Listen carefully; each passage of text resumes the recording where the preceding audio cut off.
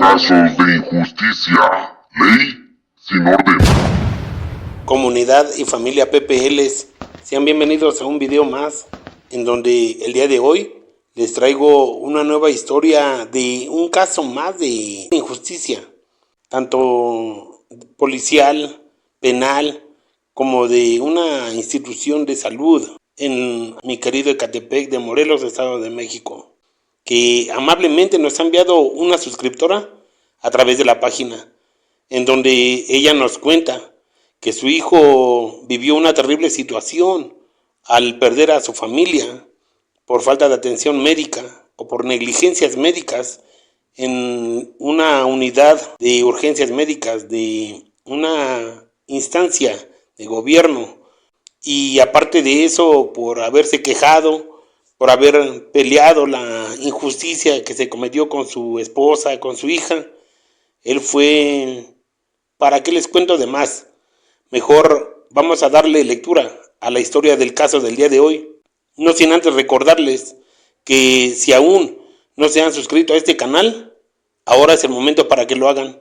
Suscríbanse, compartan, activen las notificaciones, comenten con todo respeto, y si les gusta el contenido, de favor regálenme un like. Recuerden que todo eso nos ayuda para que este canal pueda seguir creciendo y podamos seguir trayendo esas muy lamentables historias de esos casos totalmente de injusticia que amablemente ustedes nos hacen llegar. Sin más preámbulo, vamos a darle lectura a la historia del caso del día de hoy, y recuerden que esto es Casos de Injusticia, en su segmento Ley sin Orden. Y aquí comenzamos. Antes que nada, quiero agradecerle por todo su apoyo que nos ha brindado en el caso de mi hijo Lalo, lo cual ya le había mencionado en las pláticas mediante el chat que hemos tenido, y en donde usted amablemente, gracias a su apoyo, a su equipo de colaboración de este espacio informativo, y nos han ayudado bastante. Le agradezco de todo corazón y me ha dado una esperanza de que pronto pueda salir mi hijo de ese infierno llamado prisión, el cual permanece ahí por un delito que jamás cometió, y todo debido a lo que a continuación le voy a relatar. Esto sucedió en el año 2010, para ser exacta, y en donde mi hijo en ese tiempo ya había hecho su familia, tenía a su esposa, tenía a su niña. Él era un hombre trabajador, un joven que estaba lleno de vida, un joven lleno de ilusiones, esperanzas. Él tenía un buen trabajo y honestamente le iba muy bien económicamente.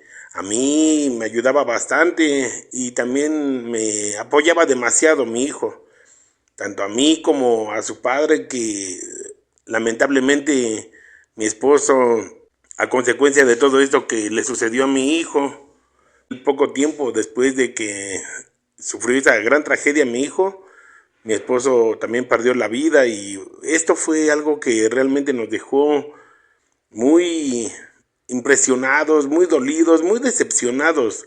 A mí, a toda mi familia que me apoya, porque todo esto resulta increíble, el poder entender cómo puede haber instituciones de gobierno que pueden ser tan malas, sin escrúpulos, que aún así en los noticieros, en televisión, piden respeto para estos personajes que voy a mencionar, piden que se les dé un aplauso, piden que se les brinde todo el respeto, la admiración, cuando la realidad es otra.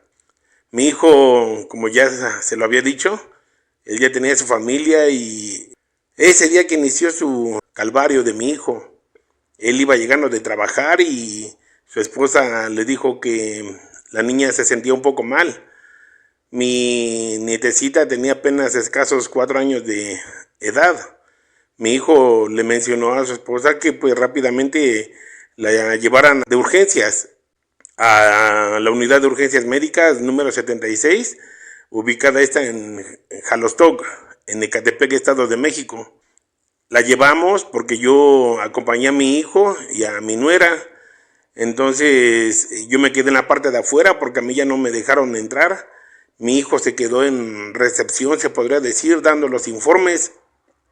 Y solamente ingresó mi nuera con la niña, que la niña aún iba consciente. Y de hecho iba platicando. Iba bien la niña.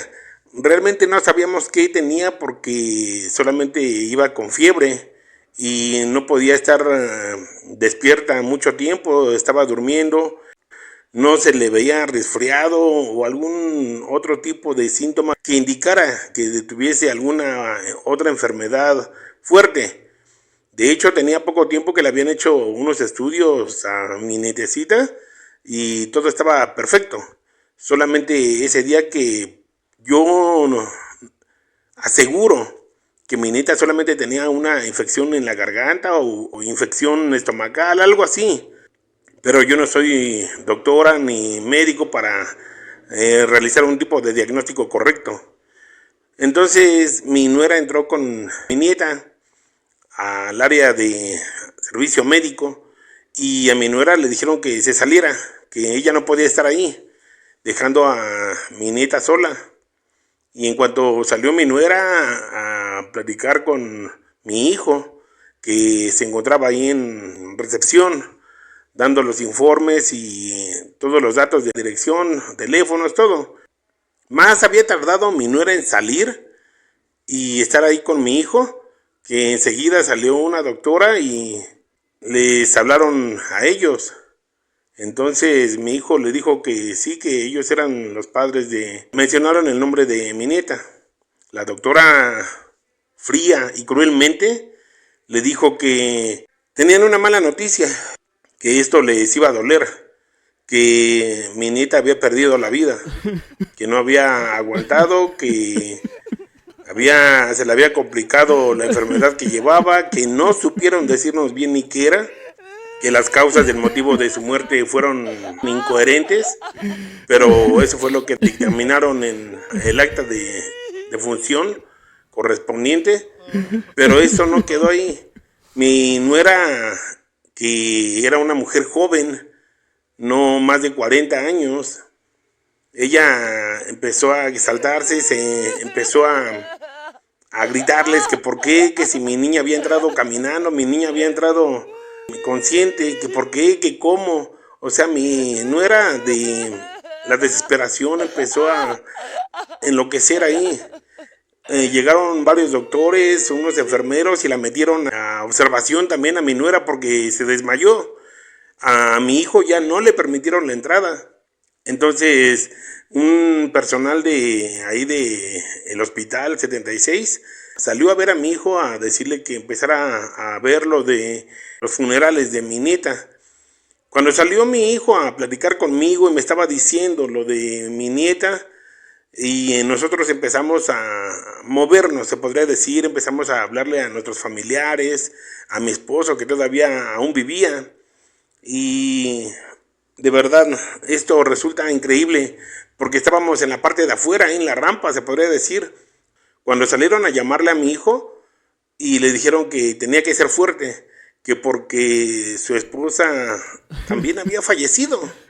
De verdad, le juro que nos quedamos en shock, porque no podíamos entender qué era lo que había pasado, cómo, ya que mi nuera, ella estaba bien, estaba consciente, sí se había exaltado por la grave noticia que le acababan de dar del fallecimiento de mi nieta, de su hija. Y fue cuestión de que a mi nuera la metieron supuestamente a observación o sabrá Dios a dónde la habrán metido. Y de repente no había tardado ni una hora cuando salen y le dicen a mi hijo que mi nuera había perdido la vida. Que fue tanta su impresión que le dio un infarto fulminante. Cabe mencionar que mi nuera no era adicta, no era viciosa, no tenía sobrepeso. Mi nuera era una persona delgada, joven y una persona sana en todos los aspectos.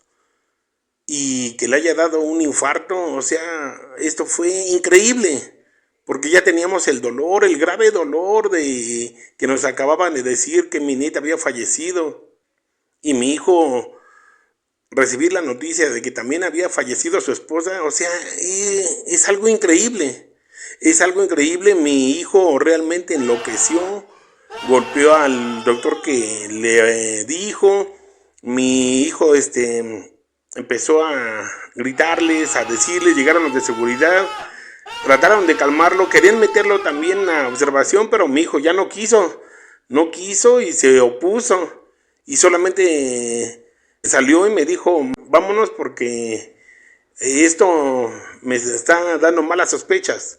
Me quieren meter también a donde habían metido a mi esposa y yo no voy a aceptar.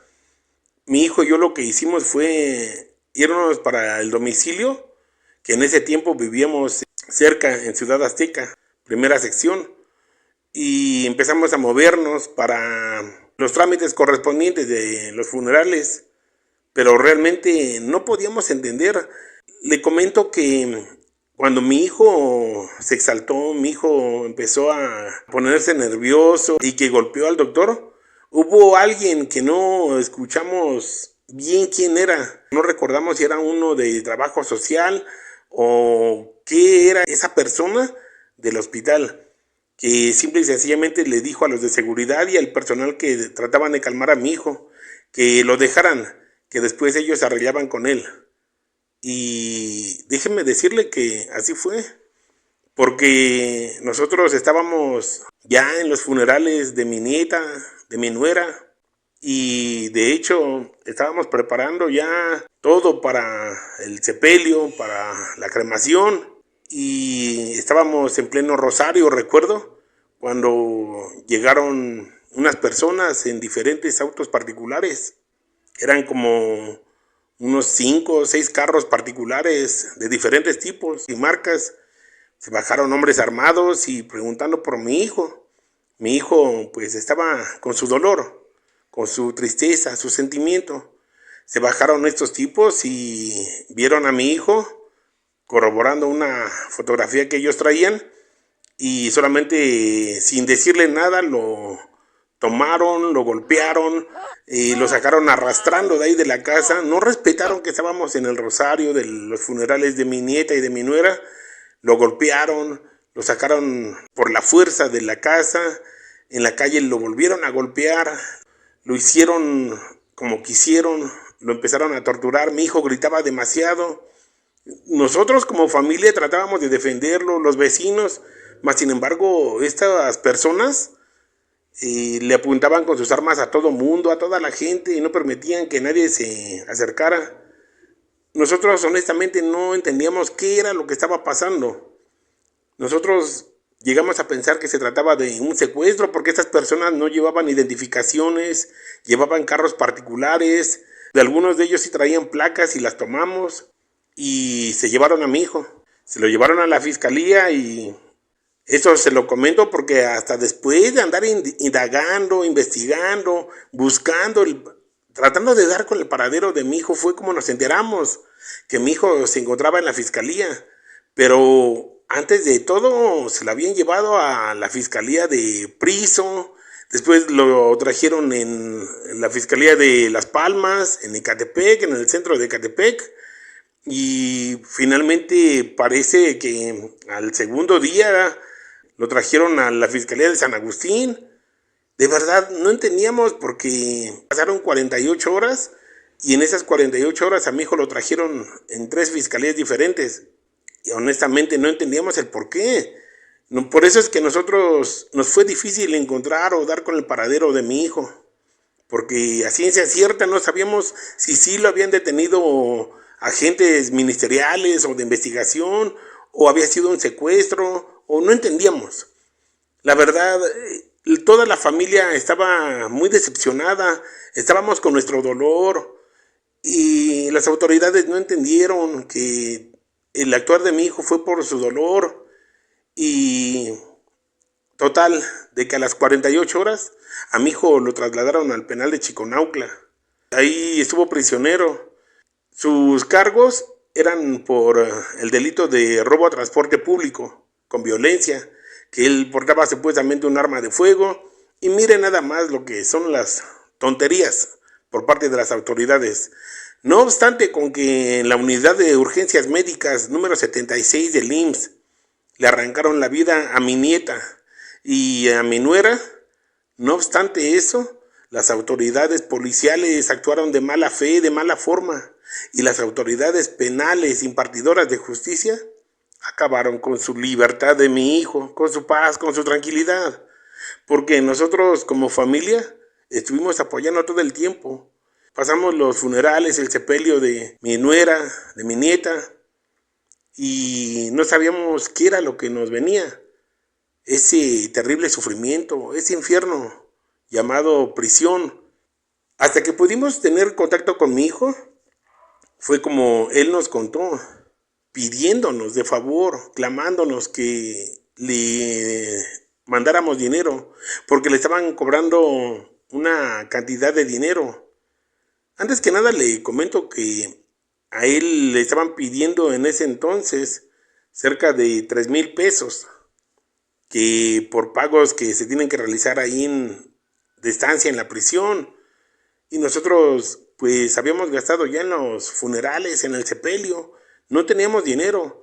Esto provocó a que a mi hijo lo golpearan salvajemente ahí en el penal de Chiconautla, lo torturaran, aparte de ya lo que le habían hecho las autoridades policíacas, y no entendíamos el por qué. A mi hijo le habían achacado, se podría decir, ese robo a transporte público, que lo había cometido justamente en la misma hora, el mismo día, en el mismo momento en que mi hijo estaba recibiendo la noticia que su esposa también había fallecido. Fíjese nada más. Entonces, no podemos asegurar, pero nosotros casi podemos creer que todo fue vinculado, asociado entre el Hospital de Urgencias Médicas número 76 del IMSS y las autoridades, porque aún ahora que vamos a ver a mi hijo, recordamos todavía cómo ese personaje, esa persona, que no supimos si era de trabajo social o algún directivo de ese hospital, dijo que después ellos arreglaban a su manera. Entonces nosotros tratamos de asociar eso que dijo esa persona, los doctores que trataban de calmar a mi hijo y las autoridades, porque mi hijo nos cuenta que cuando lo traían de una fiscalía a otra, en cada fiscalía que llegaba y que lo certificaban, lo golpeaban, lo torturaban, lo amedrentaban, le decían que se iba a ir a acompañar a su esposa y a su hija, que ya su esposa y su hija se habían ido, que también él se iba a ir. O sea, le decían palabras tan dolientes, tan terribles, tan dolorosas, y realmente mi hijo, eso fue un infierno, porque ya habíamos pasado lo de los funerales, el sepelio de mi nuera, de mi hija. Ahí fue donde mi esposo empezó a enfermarse y mi hijo se declaró inocente de ese cargo que le imputaban. Estuvo 2 años en un juicio que realmente ahí pues solamente tuvimos que aceptar el apoyo de un abogado de oficio, porque nosotros realmente no teníamos dinero para contratar un abogado y así poder pelear la inocencia de mi hijo. Pero creo que todo está vinculado, todo está asociado con el mal actuar de las autoridades, porque esto nos duele demasiado. El abogado de oficio simple y sencillamente hacía lo que podía. Él no peleó la inocencia de mi hijo, él no creyó en la inocencia de mi hijo. Ese abogado simple y sencillamente le dijo: no entiendo para qué te fuiste a juicio si sabes que lo vas a perder, porque lamentablemente así es el sistema. Te están poniendo 2 víctimas que te están señalando de que tú asaltaste el transporte público ese día, en esa hora, en ese momento, y esas víctimas están señalando que tú eras el que portaba el arma de fuego, que tú en compañía de otros 2 sujetos. Mi hijo decía que no, él era inocente y él seguía peleando. A los 2 años, cuando concluyó su juicio, fue sentenciado mi hijo a 27 años y 10 meses de prisión por ese delito de robo a transporte público con violencia. Mi hijo realmente ha estado a punto de desvivirse, se podría decir, de acabar con su existencia, porque es tanto el dolor que ha vivido mi hijo que le resulta increíble el poder entender por qué le pasó eso a él, si él era un joven lleno de vida, trabajador, honesto, responsable. Todas las pruebas, testigos, evidencias de lo que vivimos las presentamos y el juez así, con una mano en la cintura, desechó todo lo que nosotros presentamos a favor de mi hijo. No nos hicieron caso, no nos aceptaron videos, llevamos videos del hospital, llevamos testigos de lo que vivimos en el hospital, de las tragedias que pasamos, mas sin embargo a los jueces no les importó.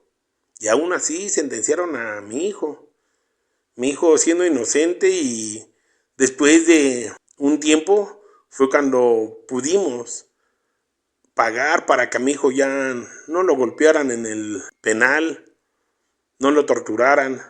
Mi hijo adquirió una fuerte infección ahí en el penal, se le hincharon los pies, estaba lleno de infección, y estuvo a punto de darle anemia. Cayó al servicio médico, pero finalmente, en cuanto nosotros como familia, toda la familia que nos apoyó, en cuanto empezamos a recuperarnos, fue como empezamos a enviarle dinero a mi hijo. Solamente así lo dejaron en paz, solamente así lo dejaron vivir su estancia que tiene que pasar ahí en ese reclusorio, en ese penal horrible que es un infierno, y que ahí todo se mueve por corrupción. Ahí le cobran por todo le cobran a mi hijo.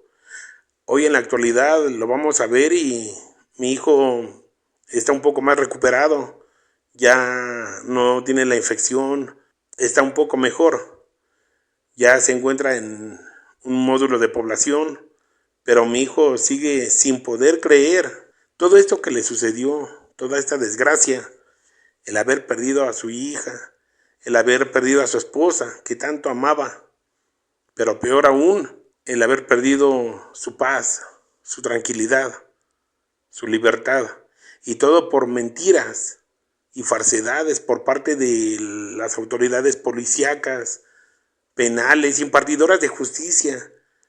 Pero lo más doloroso, por parte de esas personas con bata blanca, esas personas que según dicen que salvan vidas, esas personas que dicen que merecen un aplauso cada que los veamos pasar, y que a final de cuentas no hacen nada y dejan morir a la gente en ese hospital de urgencias médicas número 76 del IMSS. Y lo digo con todas sus letras porque eso es lo que es ese hospital.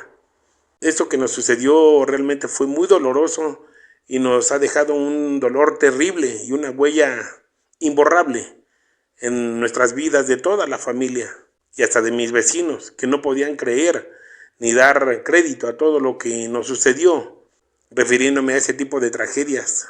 Mi nuera, mi nieta, mi hijo, sea como sea, acabaron con su vida, con su paz, su tranquilidad.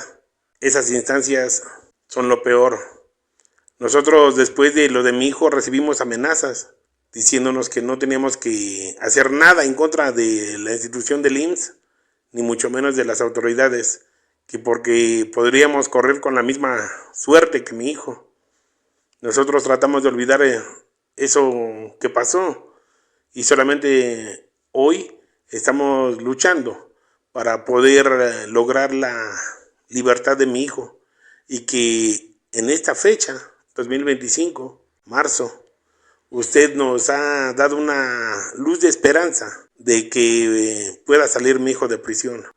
Créanme, no, esta fue la triste y muy lamentable historia del caso de mi hijo Lalo. Espero su comprensión y apoyo. Muchas gracias.